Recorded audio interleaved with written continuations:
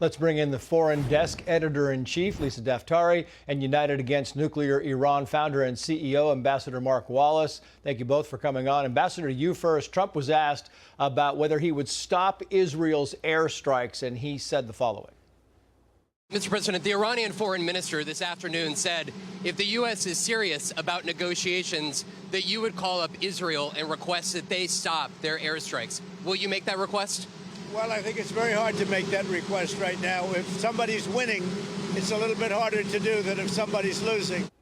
It's also notable that Iran had months, right? 60 days to do something, come to the table. They did nothing at all, Ambassador. It's true. And what a stark contrast. The Israelis have engaged in surgical strikes, striking at the core of the regime and its military-industrial complex, while at the same time lobbing missiles into Israel's civilian areas. So why would Israel stop now? Iran's proxies have been decimated across the region that have been spreading terror around the region for years. And really a blow against the IRGC and the Quds Force, the oppressors of the Iranian people, and those same persons that are spreading terror across the region and even into the United States. Why should or would Israel stop now? And we shouldn't want Israel to stop now. Yeah, I think that's exactly fair. Meantime, J.D. Vance in California on how long Trump will keep choosing diplomacy. Watch.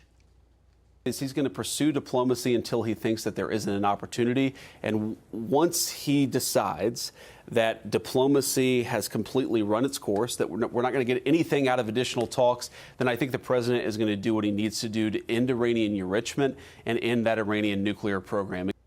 He talks about it running its course here. We're 2 days into that 2-week window. It sounds and feels, Lisa, like this thing is running its course very quickly. Absolutely. And look, diplomacy with this duplicitous partner sitting across the table from Donald Trump was never going to work.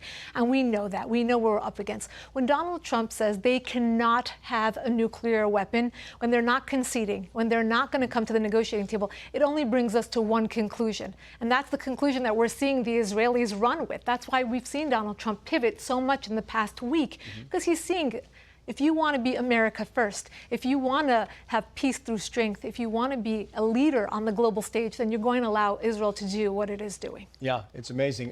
Back to you now, Mark Wallace, because former Secretary of State Mike Pompeo made this point about Iran just wanting civilian nuclear power. Watch. I don't see that statement as being remotely different from what they've been saying for weeks. They've always said they'll have limits. Indeed, they've had limits and they've violated. They've cheated on those very limits for years and years and years. So for the Iranians to say, no, we still want to have some limited amount of enrichment means they're still headed down this same path. Same path, which you go back 15 years, maybe 20 years, they've been at the same thing just for, civilian purposes. I was about to say the secretary agreed with everything he said, but in fact, the timeline goes back 2 decades. Iran has been saying that it needs to enrich for civilian nuclear purposes. There is no such thing.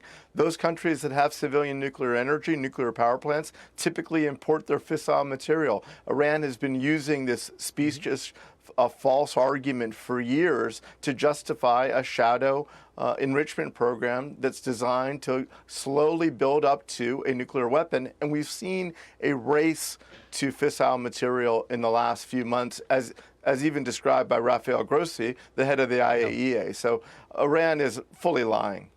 Yeah, I mean, it really is true. You have a lot of countries that import the juice, right? And you don't just generate it right there. Lastly, the Iranian foreign minister on Israel's war crimes. Israel attacks on nuclear facilities are grave war crimes. We were attacked in the midst of an ongoing diplomatic process. It was a betrayal of diplomacy.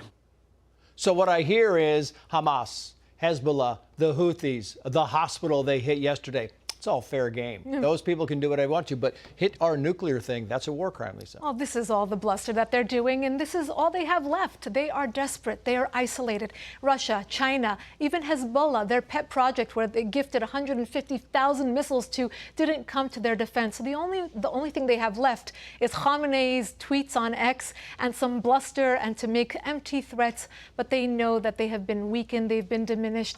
Look, every dollar that they have had from 46 years ago, they have put into terrorism, they have put into their proxies. And look, little by little, those the appendages of the octopus are being cut off, and we're getting to the head of the octopus, which is in Tehran. So their days are limited. We are creeping along. Lisa Daftari, Mark Wallace. Hey, Sean Hannity here. Hey, click here to subscribe to Fox News YouTube page and catch our hottest interviews and most compelling analysis. You will not get it anywhere else.